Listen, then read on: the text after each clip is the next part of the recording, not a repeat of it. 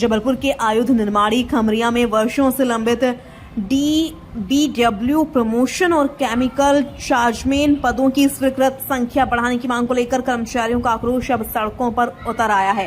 कर्मचारियों ने 5 अगस्त को संयुक्त संघर्ष समिति के नेतृत्व में सैकड़ों कर्मचारी गेट नंबर 4 पर एकत्रित होकर जोरदार नारेबाजी करते हुए आंदोलन की शुरुआत कर अपनी मांगों को सामने रखा। जबलपुर से वाजिद खान की रिपोर्ट।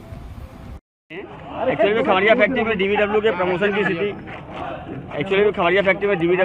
की स्थिति बहुत कमजोर है। आज से नहीं, पिछले कई वर्षों से चल रहा है और इस मांग को लेकर एक्चुअली में केमिकल चार्जमैन हमें अधिक से अधिक मात्रा में चाहिए और है 123 और कर्मचारियों की संख्या रेशियो मेंटेन नहीं, कर्मचारियों की संख्या 1200 से ऊपर है।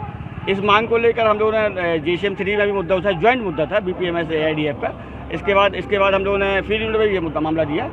इसके अलावा MIL को भी अपन ने ये मुद्दा भेजा था, प्रेषित किया था। लेकिन एक दुर्भाग्यजनक बात यह है कि MIL ने आश्वासन दिया था 6 जून की बैठक में कि मिनिस्ट्री से बहुत जल्दी ये पास हो जाएगा और पास होने के बाद यहाँ के प्रमोशन जारी हो जाएंगे। बट अभी जो जानकारी मिल रही है कि शॉर्ट टाइम कर्मचारी जो 4 वर्ष की अवधि के लिए कर्मचारी भर्ती करते हैं, उन कर्मचारियों को MIL के केमिकल चार्जमैन भर्ती करने की बात कर रहा है।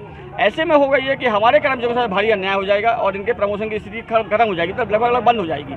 इसी मांग को लेकर ज्वाइंट एक्शन आप देख रहे हैं, यहाँ पर हम लोग कार्यक्रम कर रहे हैं और ये आंदोलन जब तक जारी रहेगा जब तक हमें ठोस आश्वासन न मिल जाए या ठोस परिणाम न मिल जाए।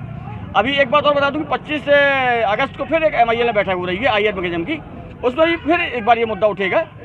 मैं रूपेश पाठक, BPMS से MIL प्रभारी और IR मैकेनिज्म सदस्य। Thank you. आयुध निर्माणी खमरिया, जो कि ये सभी जगह विदित है कि आयुध निर्माणी खमरिया अति संवेदनशील निर्माणियों में से एक है, क्योंकि यहाँ पर विस्फोटक का काम किया जाता है और विस्फोटक मूलतः केमिकल से निर्मित होता है। लेकिन ये आयुध निर्माणी खमरिया का दुर्भाग्य है कि हमारे यहाँ जो केमिकल कार्यवेक्षक चार्जमैन की जो स्वीकृत संख्या है वो अत्यधिक कम है, जिसके कारण हमें आए दिन दुर्घटना देखने को मिलता है। हमने लगातार केमिकल चार्जमैन की मांग रखी।